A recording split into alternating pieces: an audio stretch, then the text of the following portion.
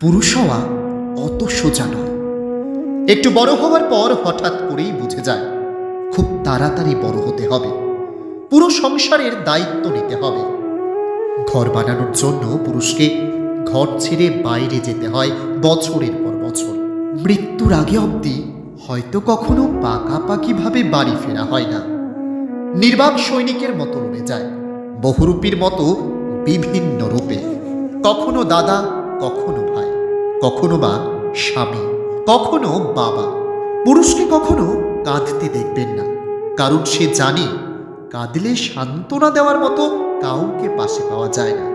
বিভিন্ন কারণে যদি স্ত্রীর সাথে ঝগড়াও হয়ে যায়, সে হয়তো চুপ করে থাকে বা একবেলা না খেয়ে থাকে। তবু তার কোনো বাপের বাড়ি হয় না যেখানে গিয়ে সে তার অভিমানটা প্রকাশ করতে পারবে।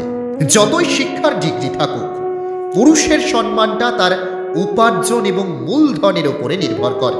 পুরুষরা সমাজ, পরিবার ও সম্পর্কের ভিত গড়ে তোলে, অথচ তাদের আবেগ, সংগ্রাম ও স্বাস্থ্যের কথা অনেক সময় উপেক্ষা করা হয়। তাই আমাদের পুরুষদের নিজের যত্ন নিজেদেরই নিতে হবে, নিজের অনুভূতিগুলোকে নিজেদেরকেই সম্মান দিতে হবে।